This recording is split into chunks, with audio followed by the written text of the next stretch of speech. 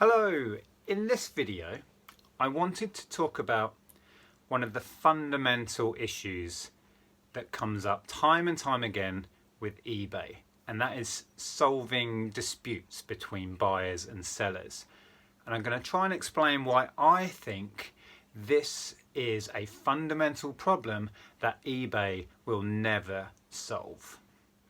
So over the years, we as a business seller who turn over a lot of stuff through eBay, we have had more than our fair share of issues dealing with buyers, dealing with problematic buyers, blatant scams, dodgy returns. We've had the whole range of stuff, and we've made some very in-depth videos here on this channel. Some of our most popular videos are about the issues I'm talking about here. This video is about digging into the fundamental issues of the problem and why I think eBay will never solve it. I mean, eBay is a fairly old company. They were set up in the mid-90s, and here we are in 2022, and these problems are still not solved. And there's a very, very good reason for that. Distance selling is based on trust. eBay are just a platform, and they match up a buyer over here and a seller over here, and they facilitate a sale of goods between the two.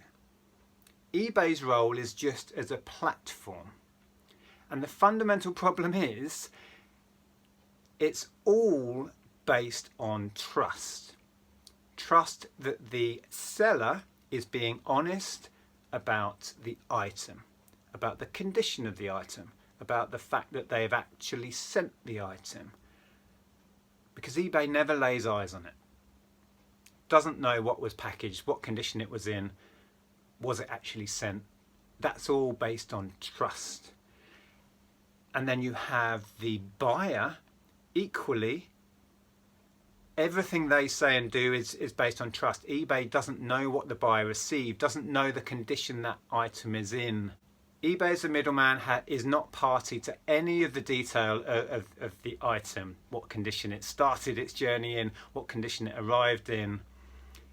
And there's the fundamental problem. And over the years we've seen that the protection for the seller and the protection for the buyer change and evolve to where it is today. So let's quickly look at what eBay has in place for buyers. You are actually protected legally.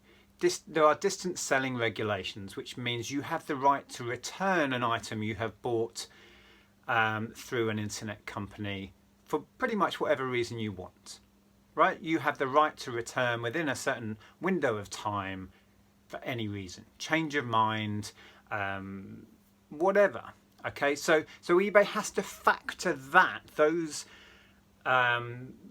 rights that are protected by law, distance selling regulations, that those are factored in anyway. So as the buyer, you are already covered and have the right to return your items. There's a slight kind of caveat in that those cover business transactions. So with personal sellers, some of that doesn't kick in. It gets slightly complicated, but let's treat this as if we're talking about businesses selling. So the buyer already has a certain amount of kind of statutory rights to return items. And within eBay's platform, they have built in the, as a buyer, you can say the item isn't as described and open a case and get that returned. You can open an item has not been received case and get it sorted out through those. So, and most of that has been in place for a long time and seems to work. But it's still based on trust and can be abused. And if you're a seller like me, you know full well that the buyers abuse those returns procedures. So quickly, let's talk about, as a seller, how are we protected? And that's the side of it that has evolved a lot since I've been selling on eBay.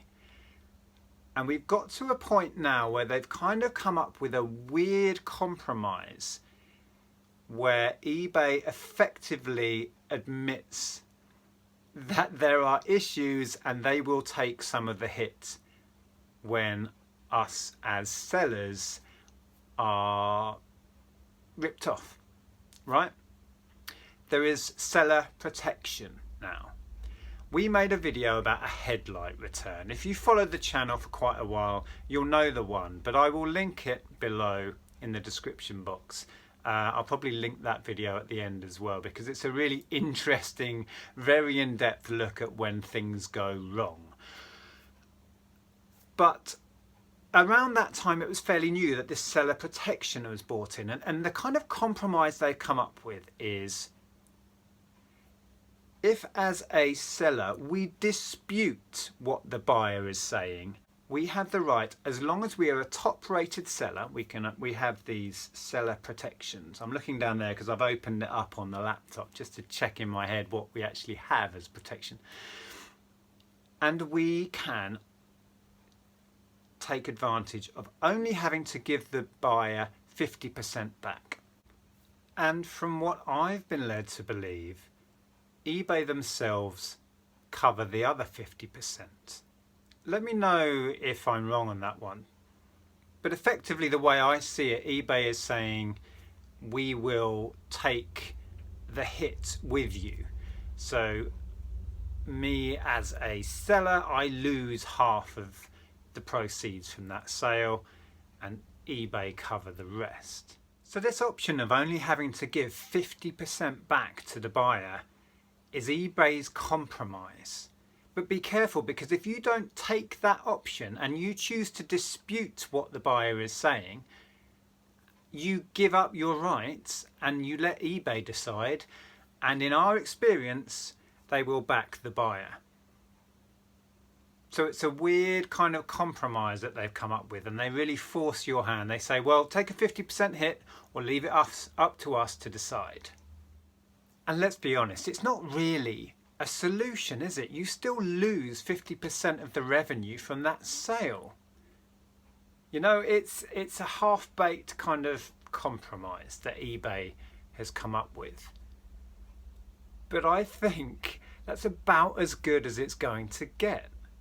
And here's the other reason why. Because eBay don't have the resources or manpower, or don't want to spend the money on the resources and manpower to look in detail at each and every individual case.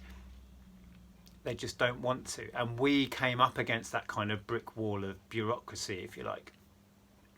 They don't really want to get their hands dirty mediating between buyer and seller. But I think, and I'm sure many people will disagree, but I think that's about as good as it's going to get. It's eBay kind of admitting that there's a problem they can't solve, and they will cover the cost along with the seller when we are ripped off, when things go wrong. And you might say, well, eBay should step in and look into the detail of these cases. We shouldn't have to lose that money. But that's never going to happen. They don't have the resources to assign someone to look into each case in that fine detail, and they really don't want to go down that rabbit hole. And even if they did, it still relies on them trusting either the seller or the buyer and what they're saying. It's going to come down to a he said, she said, who's telling the truth scenario. You know, even if they come and look at the object, how do you prove that's the one that was sent, or that's the one that was returned? This is the condition it arrived in.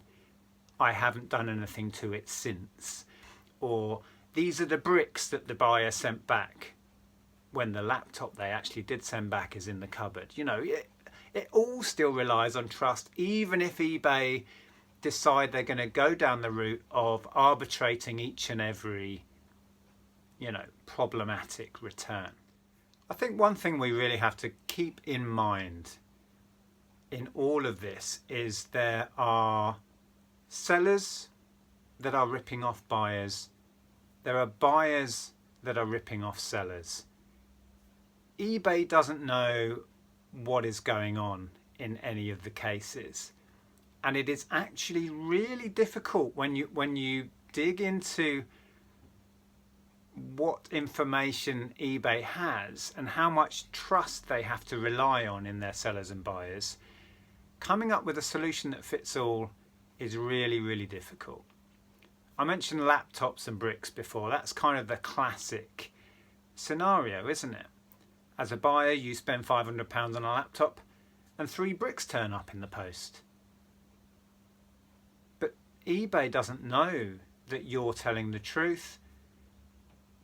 Equally as such, as a buyer, you buy a £500 laptop, it arrives, and you open a return, which you are perfectly entitled to do, and you return 3 bricks. That also happens. And in any given scenario, eBay has no idea which of the 2 parties is lying. That's the fundamental problem underneath all of this issue. And of course, most disputes aren't that black and white. You know, there's so many variables in this as well, isn't there? You know, it's so complicated, and eBay has been struggling since they started the platform to find a solution. And they have tried to automate as much of it as they can, because to manage the millions of problems a year that happen is really expensive. Manpower is expensive.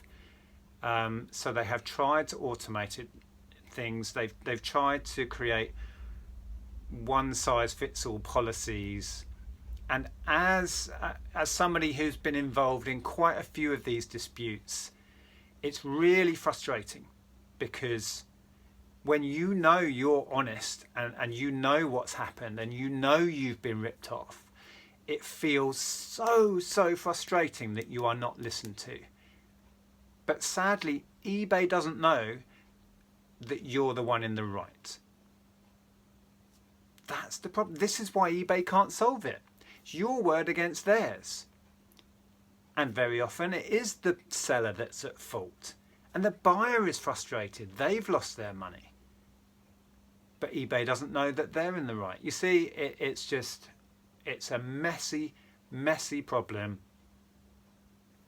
that I just don't think eBay can solve. Please let me know what you thought in the comments box below. Let's start a discussion on this. I'm sure I've opened a can of worms here. Thank you so much for watching. I will link my headlight video up here. If you want to see when a case goes really wrong, check this one out. That was quite an ordeal. Thank you for watching. Take care, and I'll see you soon.